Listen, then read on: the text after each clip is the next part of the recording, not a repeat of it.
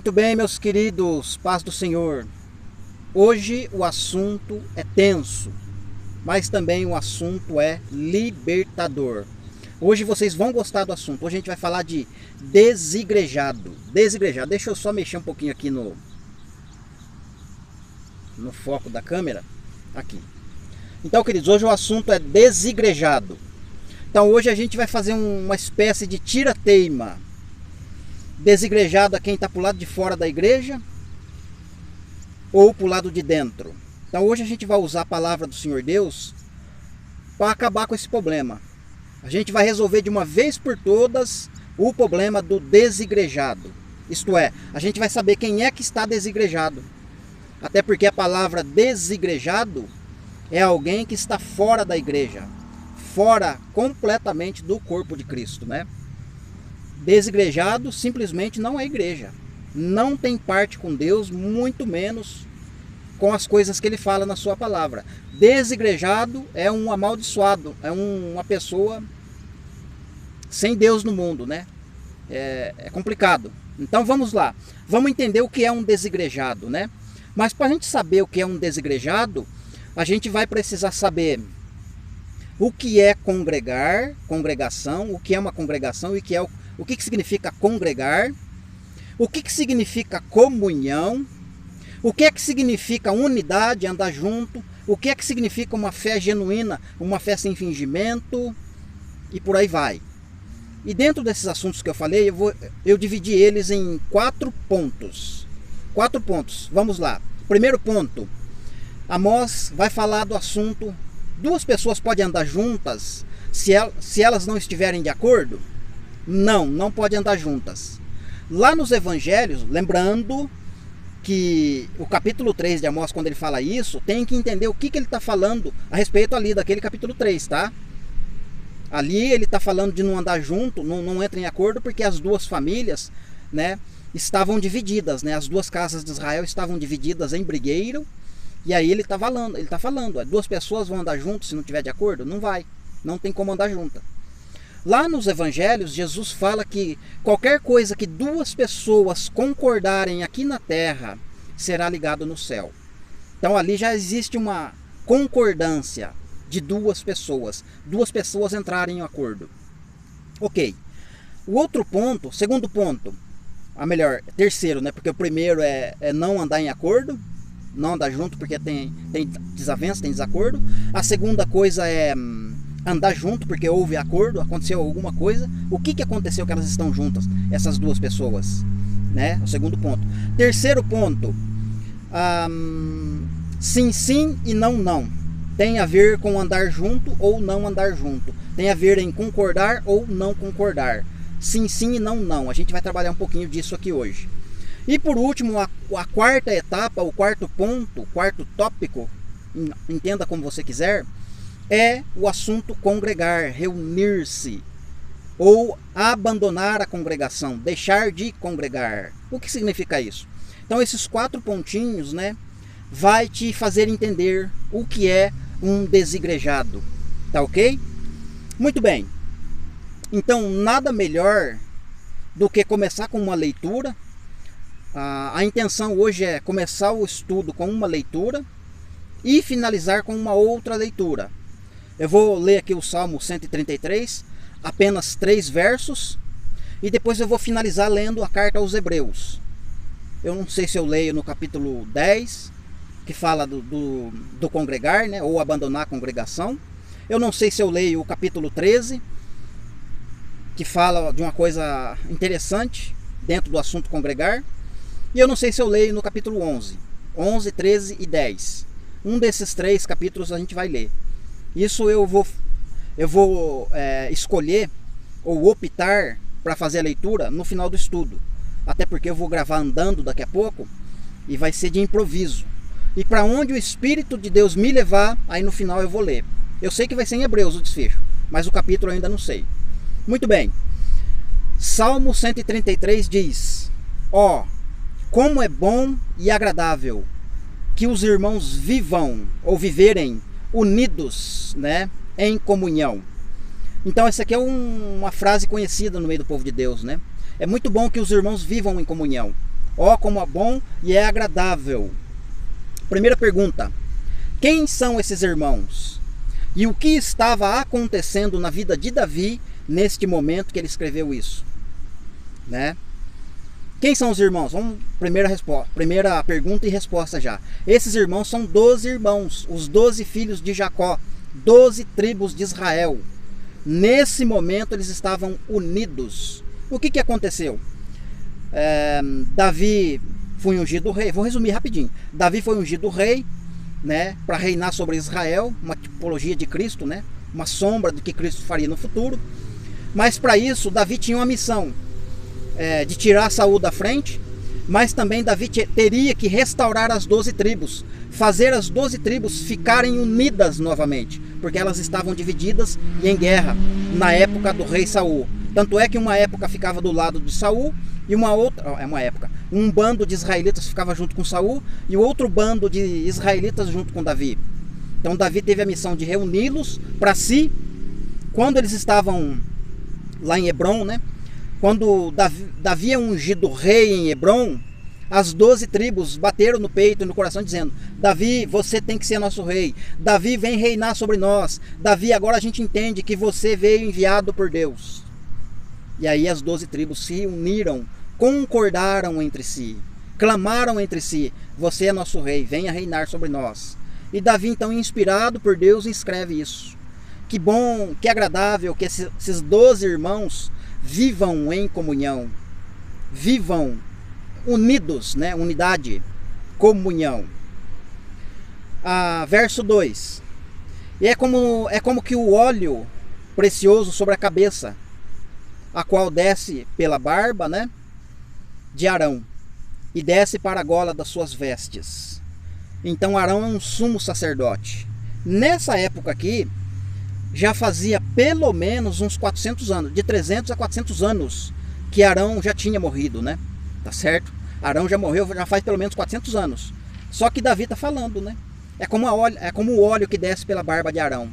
Ou seja, Davi já entendia que o sumo sacerdote Arão representava Cristo no futuro. O verdadeiro rei.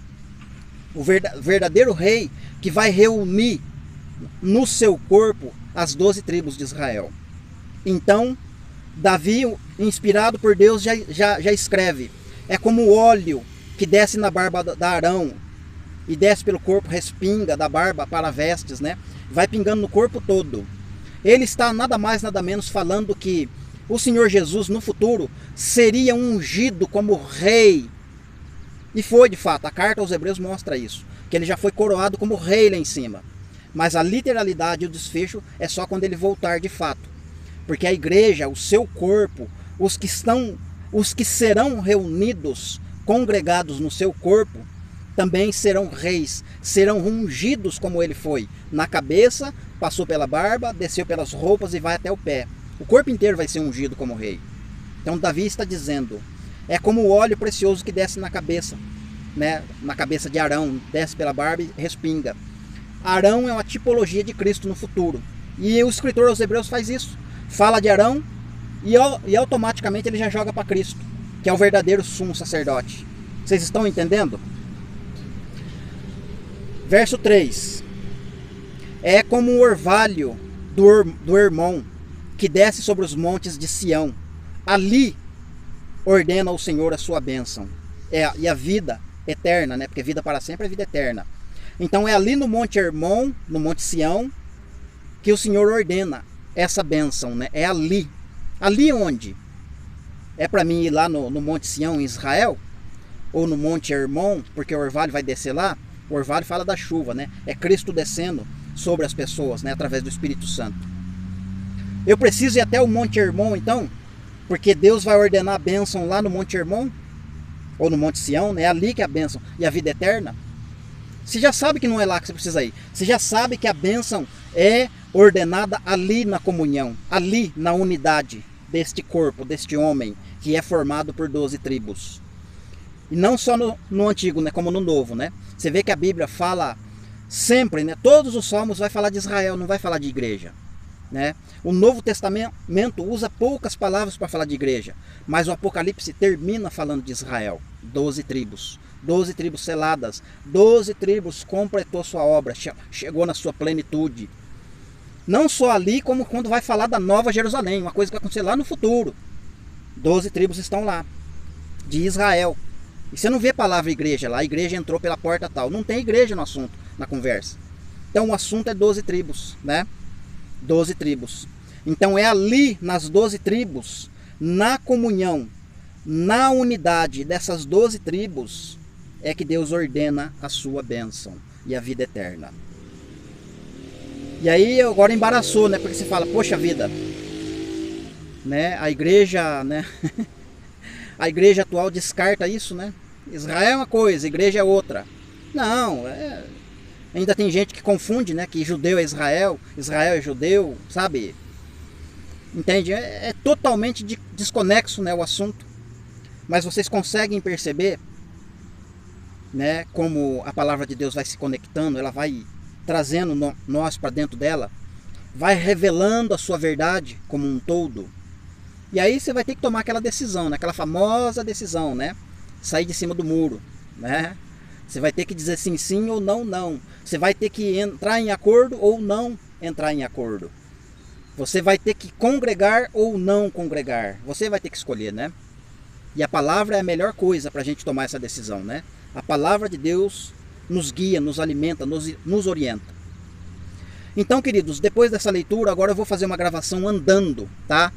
Quero fazer andando, que eu percebi que eu consigo trabalhar melhor a minha mente quando eu estou andando, né? Embora é um pouco dificultoso, porque o equipamentozinho aqui é um pouco pesado para carregar, mas eu consigo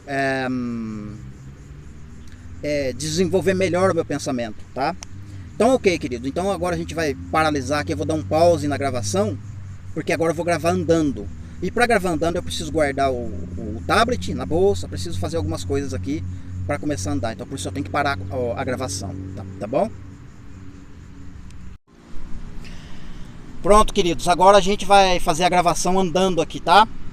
Em alguns momentos a imagem não vai ficar tão boa, porque eu vou passar aonde não tem sombra, vai ter sol, aí a imagem vai dar uma atrapalhadinha. Mas vamos lá. Então o profeta Amós fala que se dois não tiver de acordo, eles não podem andar juntos. E o contexto ali é para falar das 12 tribos que estavam divididas, tá? A profecia está falando nessa época. Então eles estão divididos, eles não podem ter acordo, não podem ter comunhão, não podem andar juntos, etc. E não vai ter bênção, não vai ter nada enquanto estiver dividido, né? Não, então não tem como funcionar a palavra de Deus. Por um outro lado, os outros profetas contemporâneos de Amós também estão profetizando que Deus os congregaria de todas as nações. Deus ajuntaria eles de todas as nações num só lugar, num só governo, num só cabeça, num só líder, que é Cristo. Claro, Deus precisa usar homens, tá? Não sou hipócrita, não sou negligente em dizer que o meu líder é Cristo e eu não preciso obedecer ninguém, eu não preciso andar com ninguém. Não, não é isso que eu estou dizendo. Eu estou dizendo que Deus, pelo ministério da palavra dele, ele iria congregar as 12 tribos num só homem que é Cristo, num só corpo. E quem entendesse essa mensagem, que ela é profunda, conseguiria entender que faz parte do movimento de congregar. Ah, mas ainda não estou entendendo, irmão Márcio, onde o irmão quer chegar. Mateus ali no capítulo 12, verso 30, ou Mateus 30, 12, um desses dois aí. Jesus está falando, quem comigo não ajunta, espalha. O que Jesus está ajuntando? Pessoas, claro. E esse ajuntar, né, está na lei já profetizado, que Deus espalharia ele entre os povos e depois os ajuntaria de novo, num só lugar. Esse lugar que Deus vai juntar eles não é lá na terra de Israel, é em um corpo. Anás e Caifás disse, importa que um homem só morra. Eu não lembro como que ele fala, mas o desfecho da fala dele se torna uma profecia, que Jesus morreria não só pelaquela nação, mas para reunir em seu corpo todos os filhos de Deus que estão espalhados por toda a face da terra. Então Jesus tem um trabalho de reunir no seu corpo os filhos de Deus. E o corpo de Cristo é essa congregação. Isso é congregação. A congregação ela é formada por 12 tribos, entende? Então quando as 12 tribos estão reunidas no seu corpo, ali tem comunhão, ali tem unidade. Isso é o significado da palavra congregar, reunir-se, entende? E não tem como a gente reunir, por exemplo, não tem como a gente reunir, por exemplo, 12 tribos. Tá difícil de segurar com a mão esquerda, eu preciso achar um jeitinho aqui. Não tem como juntar as 12 tribos num só lugar, entende, queridos? Até porque não cabe. A quantidade de pessoas que daria isso, né? Não cabe, não tem como juntar. Por isso que Deus preparou já de antemão uma reunião nos ares, entende? Lá vai ser o desfecho. A reunião das 12 tribos nos ares, entende? Lá no arrebatamento que vai acontecer essa reunião. Mas o congregar é preciso 2.000 anos de história, de trabalho do ministério da palavra de Jesus, né, por meio do Espírito Santo, para fazer essa reunião, né, para congregar essas tribos. Mas eu não vou ficar falando aqui de Israel, tá, queridos? Pode ficar tranquilo. Eu não quero puxar sardinha pro lado do assunto duas casas ou festa, não é isso. O assunto é desigrejado, né? Mas é preciso você entender o que significa isso. Por isso eu falei um pouquinho aqui. Então, olha só.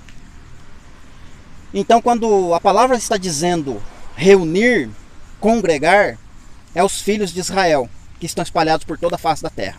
Entendido isso, entendendo também que Amós está profetizando que é impossível eles congregar, e precisaria de alguém vir no futuro fazer uma obra redentora para que isso se tornasse possível.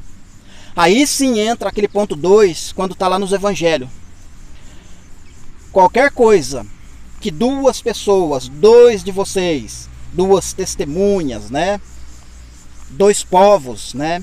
Duas famílias concordarem aqui na terra a respeito de qualquer coisa, meu Pai que está no céu pode fazer. Só que para essas duas pessoas concordarem, é necessário um trabalho dentro da palavra de Deus. Algo que vai fazer essas duas pessoas concordarem. E o detalhe é que não precisa essas duas pessoas se conhecer. Elas não precisam estar perto uma da outra para elas entrarem em acordo a respeito de qualquer coisa. E essa qualquer coisa não é qualquer coisa como você pensa.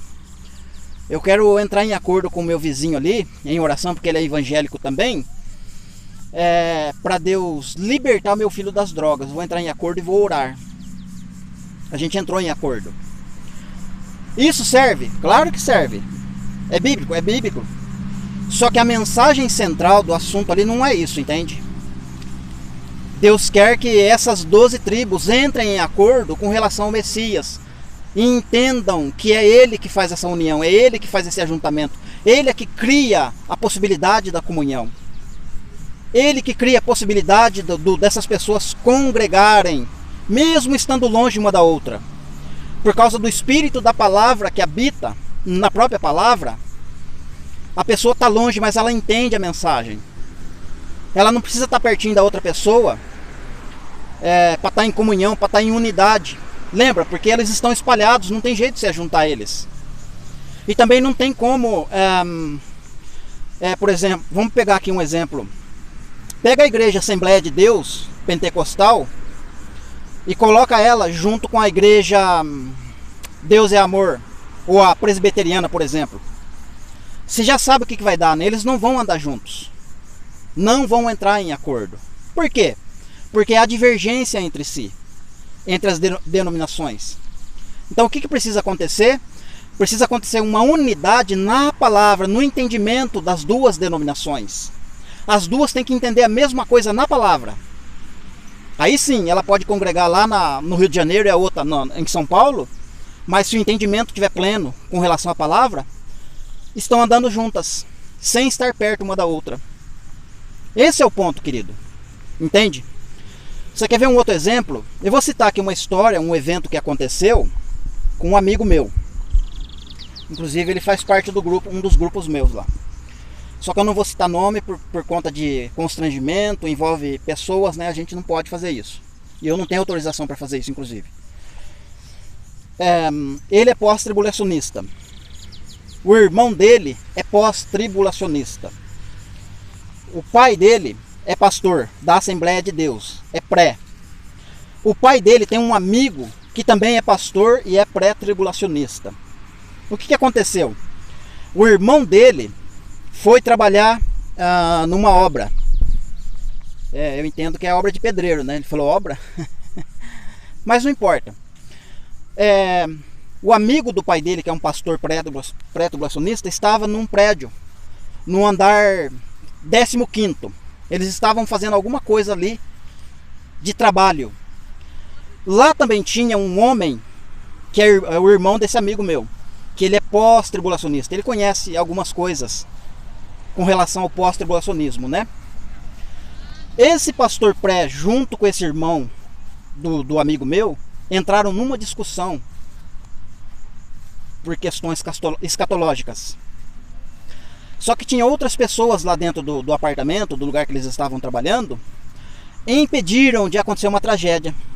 Porque eles discutiram até chegar a um ponto que o pastor pré grudou no pescoço do irmãozinho lá que é pós e ia jogar ele do 15º andar para baixo. Agora eu pergunto para vocês, duas pessoas, um pré-tribulacionista e um pós, pode andar junto? Tem comunhão? Tem unidade? Tem amor ao próximo? Tem fé? Duas pessoas podem andar juntas? Não importa o que está sendo falado lá dentro do culto, do prédio, do templo. Vocês estão começando a entender? Não importa o que está sendo dito, o importante é a comunhão, é a unidade junto com os irmãos. Que unidade é essa? Que comunhão que é essa? Ao ponto de jogar alguém de cima do prédio para baixo, só porque não entrou em acordo com relação à escritura. É essa comunhão que você chama de comunhão? Ah, mas o meu pastor nunca fez isso. Dá oportunidade para ele discutir com alguém que consegue calar a boca dele, vamos dizer assim, com a linha pós, né? Porque os argumentos da linha pós, ainda que eles não conheçam os assuntos das duas casas, festas, coisas, mesmo assim são argumentos que fecham a boca de muitos. O que ele vai fazer? Ele vai partir para cima do cara, entendeu?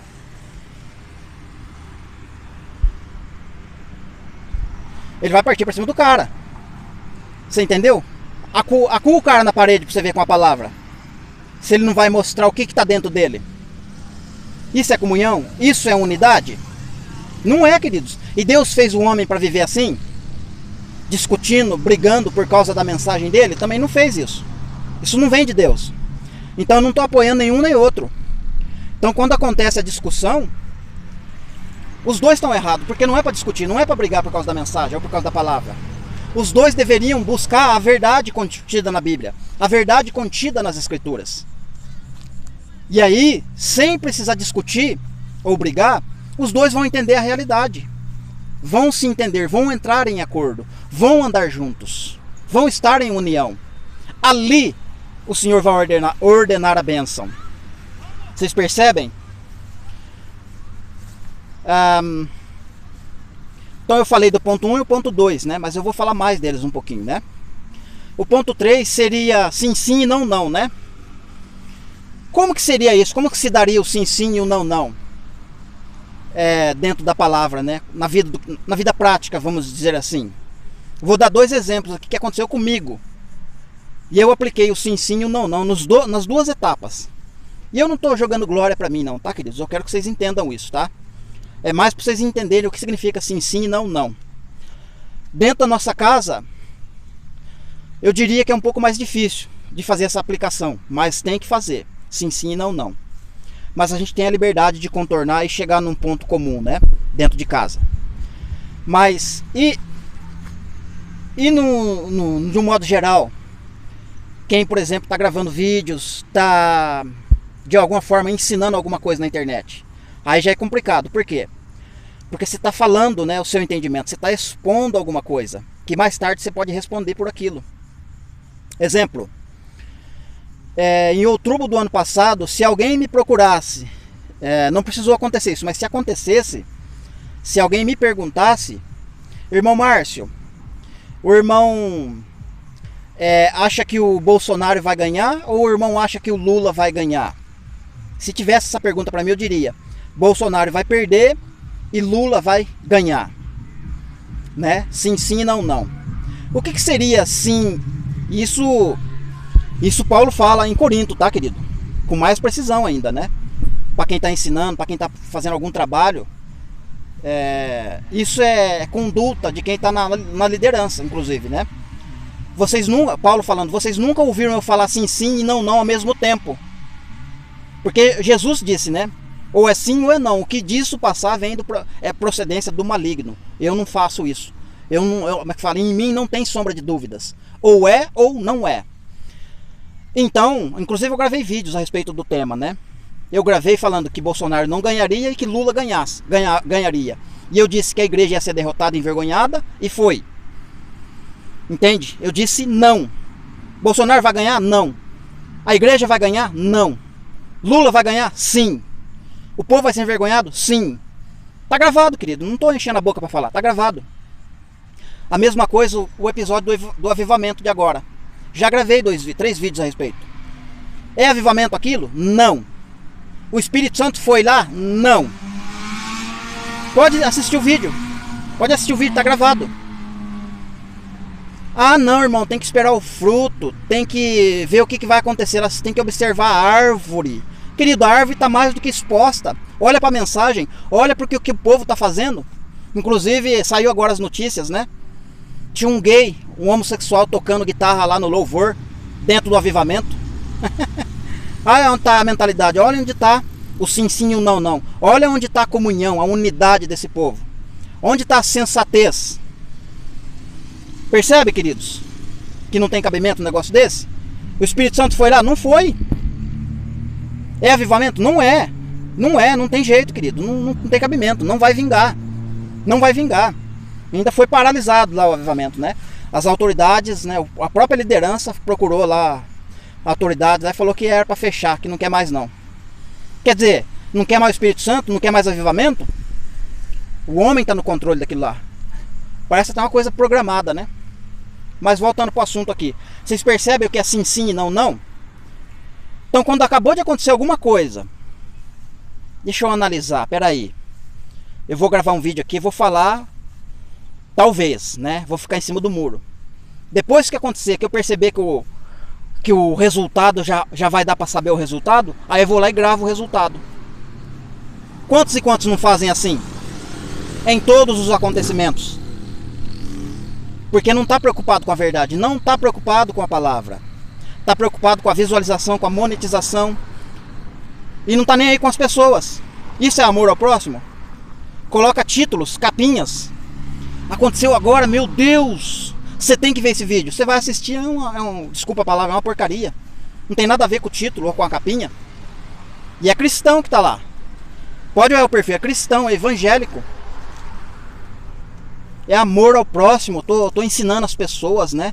Tô fazendo um trabalho para Jesus, tô fazendo a obra de Deus. Percebe? Sim, sim e não, não. Duas pessoas podem andar juntos se estiver de acordo? Não.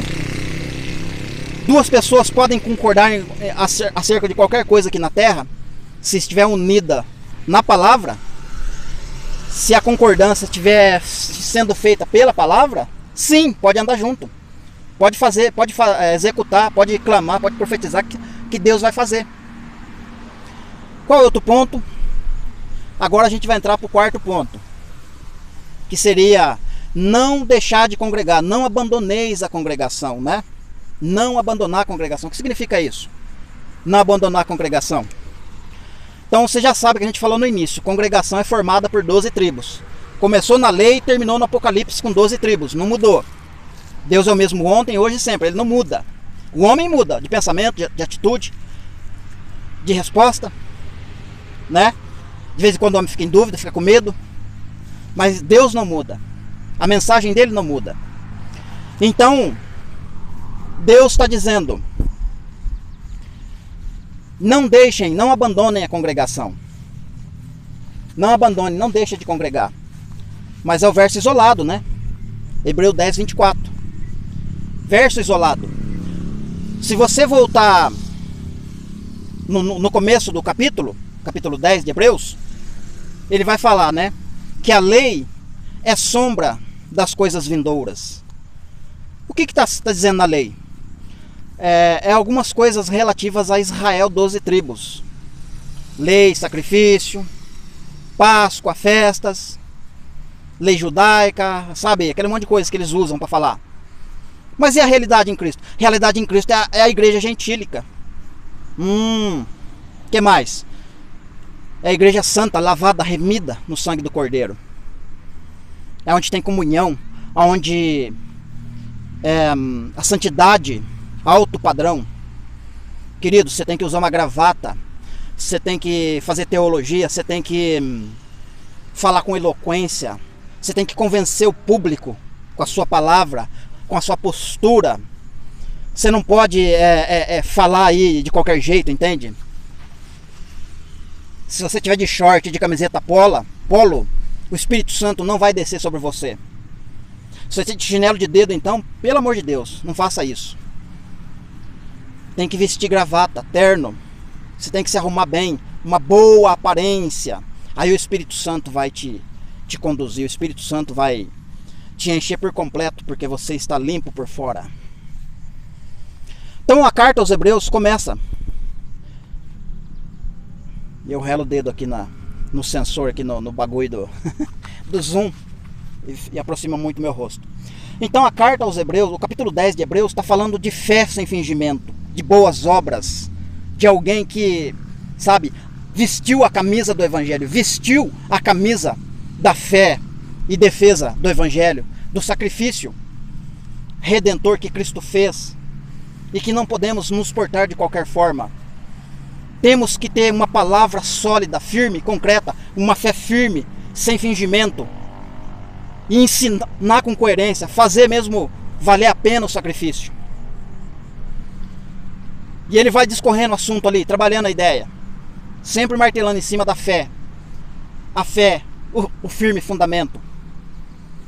Quando chega no verso 10 que ele vai falar, não deixemos de congregar, como é costume de alguns, porque muitos estavam abandonando. E o contexto da época era Jerusalém, né?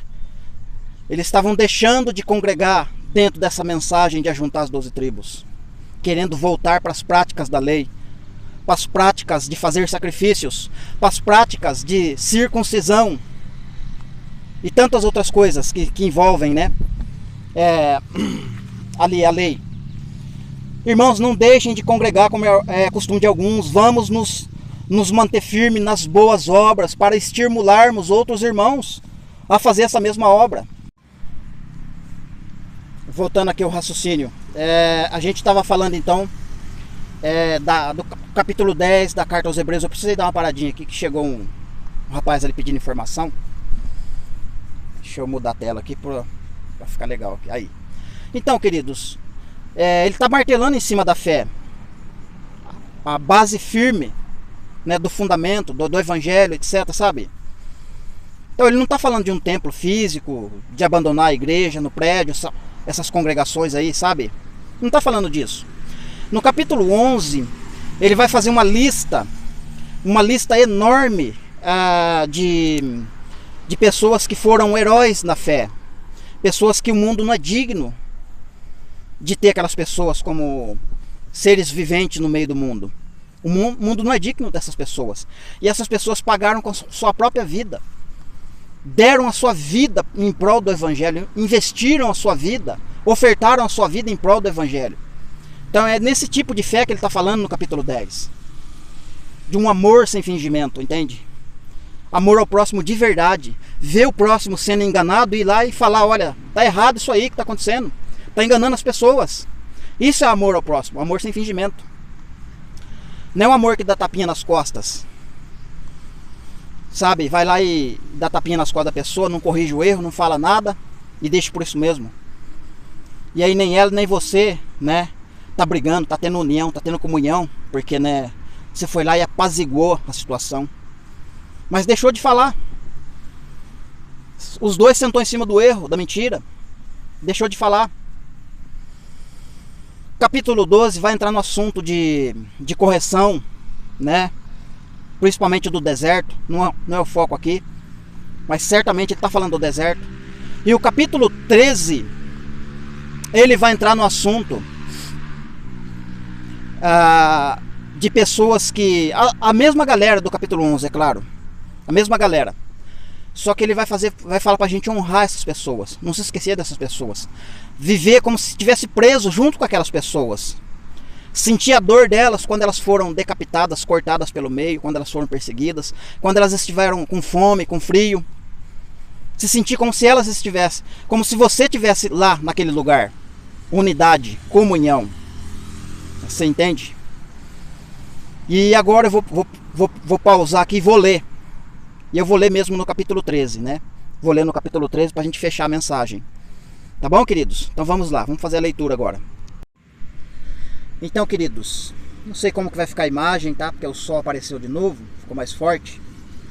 E eu vou tentar aqui... Tentar não, eu vou ler, né? Mas não sei como vai ficar a imagem. E eu vou ler desde o 1, eu não sei, acho que até o verso 18, tá? Vai ficar longo o estudo, tá? Vai ficar longo o estudo. Mas quem tiver com fome, com sede, vai até o final, né? Eu penso assim. Se tiver com fome, vai querer ouvir mais, né? Verso 1. Seja constante o amor fraternal. Não negligencieis a hospitalidade, né? A hospitalidade, pois alguns, praticando-a, sem saber, acolheram anjos. Então, ele está falando de pessoas que no passado, né, receberam a visita de anjos, né? Ló, Abraão, vários, né? Não consigo lembrar de outros aqui, mas tem outros também, com certeza. Que receberam a visita, né, de anjos, né? Foram hospitaleiros, né? E essa palavra, para ser hospitaleiro, ou ter uma hospitalidade fraternal, boa aos olhos de Deus, não aos olhos dos homens, hospitalidade implica em receber a palavra primeiramente, abrir o coração para a palavra, entende? E abrir o coração e se aprofundar nesse abrir do coração, porque ela é muito profunda. Lembra que a palavra de Deus, ela sempre vai crescendo as camadas da revelação? Quanto mais você tem aceitação por parte da palavra, mais hospitaleiro você está sendo. A possibilidade de um anjo aparecer e visitar você de fato é maior quando você mais hospitaleiro você se torna da própria palavra. Primeiro você hospitaliza a palavra, você deixa ela entrar no seu coração. A consequência disso, você vai ser hospitaleiro de pessoas, entende? Sem o fingimento. Você vai hospedar a pessoa de fato mesmo. Mas numa dessas você pode hospedar também um anjo, entende? É Deus, né, sondando o nosso coração. Verso 3. Lembrai-vos dos encarcerados como preso com eles. Quem que foi encarcerado? João Batista, Isaías, Jeremias, muitos no passado, né? Lembram deles como se você estivesse lá junto com eles, porque é um corpo, é uma unidade, entende? É congregação, é comunhão. Lembra deles como se você estivesse lá. Com efeito,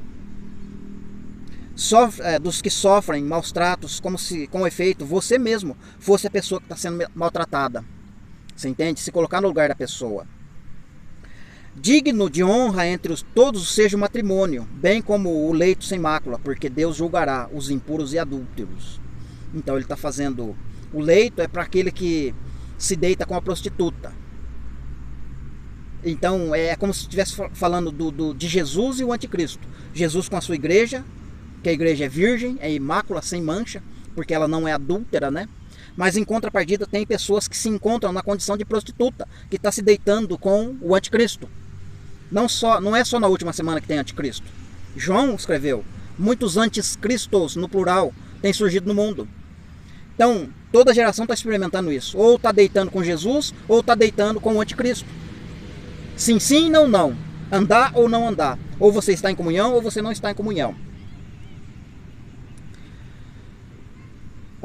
De maneira alguma te deixarei, nunca, jamais te abandonarei, né? No caso é a sequência do verso lá, do leito sem mácula. Verso 6. Assim afirmemos confiadamente, o Senhor é o meu auxílio, não temerei. Que mal poderá fazer o homem contra mim? 7.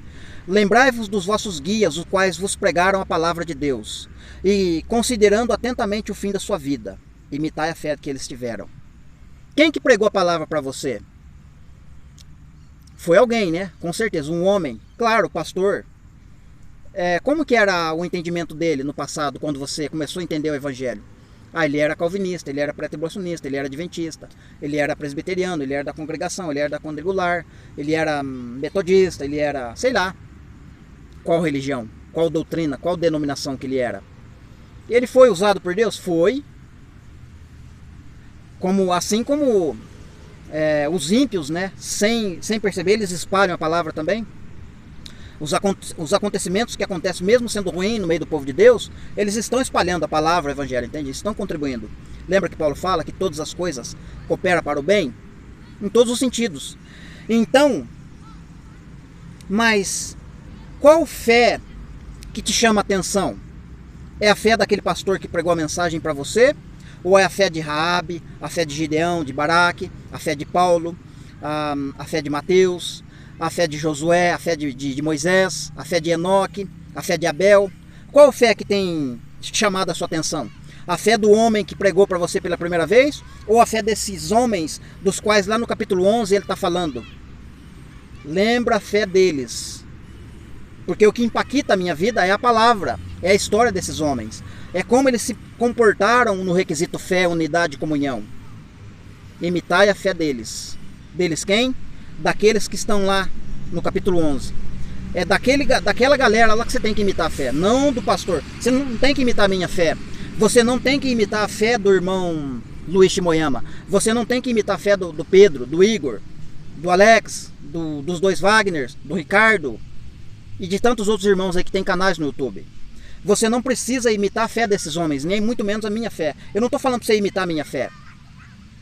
Assim como esse escritor aqui não está falando para você imitar a fé dele. Imita a fé daquele que pregou a palavra para você. Aquele que impactou a sua vida, dentro da história. E ele deu um exemplo lá no capítulo 11. É essa galera que você tem que imitar a fé. Entende? É essa fé. Essa galera congregou. Essa galera fez parte do ministério da palavra de congregar os filhos de Israel. Entende?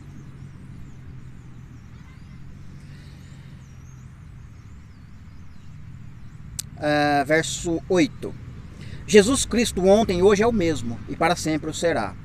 Não vos deixeis de envolver por doutrinas várias e estranhas, porquanto que vale estar o coração confirmado com a graça e não com alimentos, pois nunca tiveram proveitos os que com isso se preocupam. Então ele falou de alimento, falou de doutrinas, várias doutrinas e várias coisas estranhas que existem. Tá certo? Mas o importante é guardar o coração. Na onde? Em Jesus Cristo. Em Jesus Cristo. Tá dando superaquecimento aqui. Vamos ver se a gente continua, se eu consigo terminar de gravar. 10. Possuímos um altar do qual não tem direito de comer os que ministram sobre o tabernáculo? Antiga aliança. Os sacerdotes comiam do altar, comiam daqueles alimentos, né? Jesus é o sumo sacerdote. Então hoje a gente tem que comer daquele altar de Jesus, do corpo de Cristo, onde está sendo reunido 12 irmãos, 12 tribos, em comunhão, em unidade, em concordância. Deixa eu ver aqui. 12. Por isso foi que também Jesus, para santificar o povo, pelo seu próprio sangue, sofreu fora da porta. Ele falou lá, né, na época do sacrifício, os restos mortais dos animais que eram oferidos em sacrifício, era levado fora do arraial de Israel, era queimado fora. Jesus morreu fora de Jerusalém, fora de Israel, no sentido fora mesmo, né? Mas não tem tanta importância agora esse verso para nós, né? 14.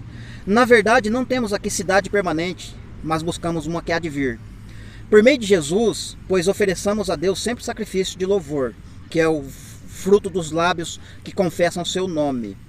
Não negligencieis igualmente a prática do bom e a multa cooperação, pois com tais sacrifícios Deus se compraz.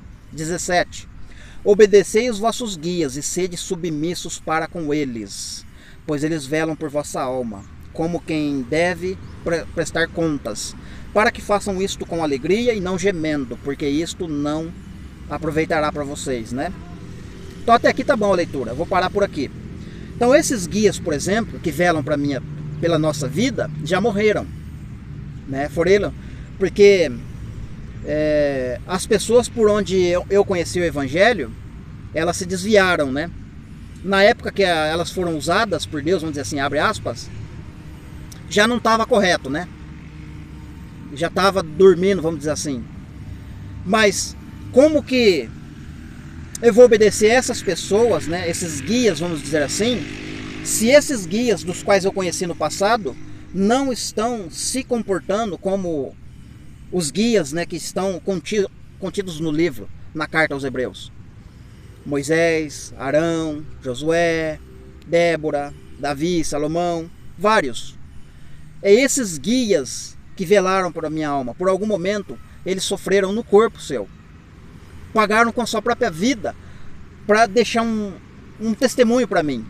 Uma forma de eu entender como eu devo me comportar para me agradar a Deus, né? Até porque eles tiveram uma fé sem fingimento. Uma fé que agrade a Deus. Ou seja, se a minha fé...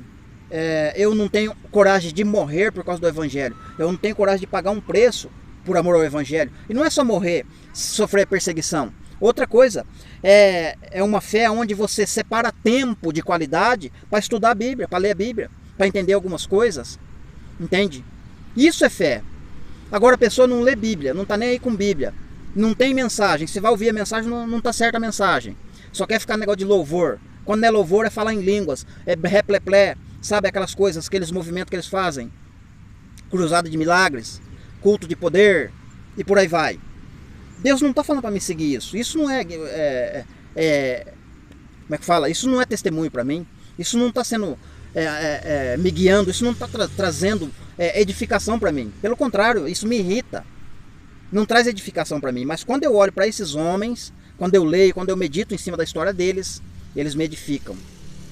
E é esses homens que eu devo imitar a minha fé. Meditar na palavra de dia e de noite. Não é? Não é isso que a Escritura diz? Então, queridos, resumão aqui do assunto. Então eu não posso andar junto com uma pessoa que não concorda comigo e eu não concordo com ela. Eu não vou andar junto. Não tem como, querido. Porque em algum momento a palavra está sendo negligenciada por um de nós dois. Nós não vamos andar junto. Agora, quando a palavra é entendida em mim e em você, nós dois estamos andando juntos, mesmo sem conhecer um ou outro. E mais, estamos congregando, estamos fazendo parte do ajuntamento, do congregar dos filhos de Israel do meio das nações, a um corpo, a um local espiritual. Entende? Andar junto e não andar junto tem a ver com isso. Sim, sim e não implica em falar sim ou não. Nunca falar eu não sei, depende. Estou avaliando a situação, não posso falar assim porque eu não sei. Eu não sei da vida da pessoa, eu não sei o que aconteceu lá, eu não estava lá. Querido, você tem a palavra te mostra. A palavra te mostra quando é Deus agindo e quando não é. É fácil identificar, mas se você não lê palavra, se você não medita na palavra, você vai ficar vendido mesmo. Ah, eu não sei. Fica em dúvida. Está em dúvida, é o maligno que está agindo. E tudo que tem dúvida é pecado, né? A palavra fala isso também. E o que mais que é por último? E o comunhão. Congregar. Não deixamos de congregar. Mas aonde que é para mim congregar? Aonde eu entender que tem 12 tribos sendo reunidas. Porque elas são reunidas pelo ministério da palavra. E nunca pelo ministério de uma denominação. A denominação nunca vai entender isso. Nunca vai chegar a esse entendimento. Porque lá eles estão seguindo um sistema, uma agenda, uma tabela FIPE. Sabe quando você vai comprar um carro, não tem uma tabela lá? Do ano do carro e o valor? E a lista é enorme, porque tem carro de tudo quanto é tipo. Lá existe uma tabela enorme de coisas, de requisitos que você tem que fazer lá. E aquilo lá toma muito tempo seu, aquilo lá te aprisiona. E não sobra tempo para você ler, para você meditar na palavra, você não consegue. Porque lá a agenda lá é corrida. É uma coisa atropelando outra. Você não consegue fazer outra coisa, você tem que ficar lá. Você tem que congregar lá, você tem que ficar lá porque lá, entendeu? Lá tem palavra, lá tem louvor, lá tem comunhão, lá tem unção. Não importa o que está sendo falado, importa é a comunhão, a confraternização, a roda de amigos. Pelo amor de Deus, gente, vamos entender a palavra, vamos entender a Bíblia, né? Vocês entendem porque quando eu falo é quando existe uma multidão de cadáveres, né, na terra, andando de pé como zumbi? É isso que está acontecendo, queridos. É aquela igreja lá, Laodiceia, a última. Você tem nome que vive, mas está morto faz muito tempo. Só tem nome que vive, mas está morto. Pensa que está bem vestido, mas está nu. Pensa que é rico, mas está pobre. É isso que Deus está falando em todo o tempo, pelos profetas, pelos evangelhos, pelas cartas, pelo livro do Apocalipse. É isso que Deus está falando. Mas quando você entende que você está nu, que você está cego e que você está morto, peraí, eu preciso fazer alguma coisa, eu preciso me levantar. E para me levantar eu tenho que sair do lugar que eu estou me alimentando, porque aquele alimento está me matando. Aquela água não está fazendo bem para mim. Eu tenho que sair daquele meio. Ou seja, onde é que está o desigrejado? Observando como eu observei aqui. É claro que tem mais textos ainda, tá? Isso aqui é só a introdução, eu vou gravar mais a respeito disso. Inclusive, até esqueci de falar no início do vídeo, inclusive o irmão Luiz Moyama, lá do canal Reino Eterno, vai gravar também a respeito do assunto. Vai gravar. Então vocês podem ir lá no canal dele e assistir também, que ele vai falar de coisas com certeza diferentes do que eu estou falando aqui. Vai usar outros textos para vocês verem que o assunto é extenso, é amplo. O congregar não tem a ver com uma denominação. O congregar tem a ver em reunir os filhos de Israel. Porque a Bíblia está tratando disso de capa a capa. Você nunca parou para perguntar por que fala tanto de Israel na Bíblia? Será que Deus está falando alguma coisa quando ele repete muito? Ainda se fosse alguém, né? Alguém, um historiador, alguém que está ali, mas não é. A Bíblia deixa claro que nenhuma interpretação, é Pedro que fala isso, nenhuma interpretação vem de homem, mas sim do próprio Deus, inspirada por Deus. É Deus que está fazendo essa repetição. Israel, Israel, Israel. Você nunca parou para pensar nisso? Quantas vezes essa palavrinha aparece dentro da Bíblia? Então você tem que entender o que está acontecendo. Congregar, congregação, filhos de Israel. E mais, o livro do Apocalipse parece poucas vezes igreja, né? E parece bastante vezes Israel. Os profetas falam muito de Israel, mas também fala de igreja. Fala lá no capítulo 4 de 7 mulheres. 7 mulheres está falando de 7 igrejas. Às vezes Deus fala de uma mulher que representa a igreja. Às vezes ele fala de 2 mulheres que também representam a igreja. Às vezes ele fala de um homem que ele representa a igreja. Vai depender do seu nível de entendimento. Se você olhar só para a figura, né, um homem está falando da história de um homem, né, a fé dele, o que ele fez na época. Mas se você abranger as informações dentro da história da vida dele, você vai ver que é uma história que está sendo contada que vai acontecer com o povo de Deus. Isso reflete a igreja. Entendeu? Então é muito importante, querido, você entender o que é congregar. Mas a pergunta que não quer calar: o que é um desigrejado? É alguém que está fora do padrão da palavra, fora do conceito da Bíblia. Então não importa o lugar que você esteja. Você pode estar lá dentro de uma congregação denominacional. Mas se você estiver entendendo essa mensagem, você está congregando. Só que aí falta a outra parte. Comunhão, sim, sim, não, não, andar junto. Não basta só entender, tem que praticar. E para praticar, você tem que abrir a boca. Você tem que se manifestar, né? Entender não é só baixar a cabeça, sim, sim, sim, tá certo, o senhor falou verdade, eu concordo com você. Mas ficar aí dentro sentadinho quietinho, sem se manifestar, você não é um protestante. Você não é alguém que está andando na contramão. Você está andando no fluxo do rio. O rio está correndo de um lado, você tem que correr do outro. É assim que os profetas viveram. Sempre eles viveram contra a nação toda, 12 tribos. Sempre. Então você tem que andar na contramão do fluxo. Tem multidão lá? Vai na contramão da multidão. Porque a voz do povo não é a voz de Deus, entendeu? É assim que funciona. Agora, se você quiser continuar lá dentro, beleza. Mas não pense que você está lá, que você está em comunhão, que você está congregando, que você está em unidade, que você está no amor, que você não está, não. Não está, não. Porque o que é falado lá se opõe à palavra de Deus, contraria o que Deus quer, o propósito e desenho de Deus.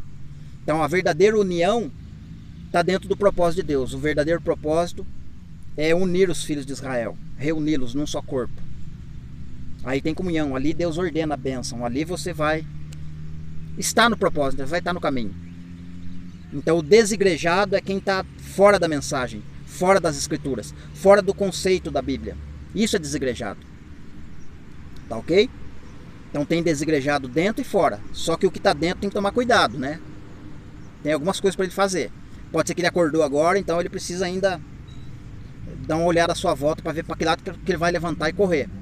Mas que o fato que vai ter que sair de lá, vai. Porque a partir do momento que você abrir a sua boca e falar que você não concorda, eles vão te pôr para fora. E aí na boca deles você vai ser desigrejado, entendeu? Então se eu tô aqui fora, eu tô aqui fora porque eu tô expulso. Já fui expulso 3 vezes. Já fui convidado a se retirar de lá de dentro 3 vezes, porque eu não concordei. Nunca vou concordar. A palavra está dizendo uma coisa e eu vou ficar lá dentro só para aparentar uma comunhão, quando na verdade está tudo errado. Romanos capítulo 1, Paulo não fala lá dos pecados que Deus entregou para o povo. Quem quer escolher o pecado, então eu vou entregar o pecado de bandeja para vocês. Vocês vão comer até se fartar, até não querer mais. Só que quem estiver no meio do povo, se santificando, abre aspas, mas não falar, entendeu? É farinha do mesmo saco. Então os que estão pecando vão para o lago de fogo. Só que quem está lá dentro se santificando sozinho, sem se protestar, sem ter uma reação, é farinha do mesmo saco, vai para o mesmo lugar. Então saber da verdade é uma coisa, praticar ela é outra coisa completamente diferente. Tá certo, queridos? E aí agora chega de falar, porque eu tenho mais para falar, mas vai ficar para outro vídeo, para sequência aí. E a gente vai ler mais texto e vamos se aprofundar no assunto. Mas você percebe que não precisa falar muito de escatologia, muito de profundidade, para falar da palavra de Deus? Então quando eu falo que está errado o princípio básico, os fundamentos básicos do evangelho lá dentro, se o básico está errado, imagine as coisas mais profundas, que no caso é a escatologia, as coisas que referem-se à volta de Jesus. Como que não está isso? Se as coisas simples já estão erradas, escancaradamente, imagina as coisas mais profundas. Como que não está? Então não adianta, querido. Quando você falar para mim que eles estão lá em sinceridade, não estão. Ah, o pastor ama as ovelhas, ama ser pastor. Mentira. Se ele amasse as ovelhas, ele falava a verdade. Se ele amasse a Deus, ele falaria o que está escrito. E ele era o primeiro a sair de lá de dentro. Galera, esse lugar aqui não é para mim não. E esse lugar aqui não é para mim não. A não ser que todos vocês concordarem comigo. Eu vou ler aqui e vou explicar. Se todos vocês concordarem comigo, a gente continua aqui dentro. Aí a gente pode se reunir. Aí nós somos uma congregação. Mas a partir do momento que algum de vocês não concordar comigo, ou ele tem que sair ou eu tenho que sair. Entende? Isso é palavra. Isso é palavra. Agora, se você... Aí você tem que escolher o que você vai fazer, né? Ora a Deus aí, Deus vai te direcionar. Se vai ficar ou se vai sair. Entendeu? Deus abençoe, um forte abraço, até o próximo vídeo.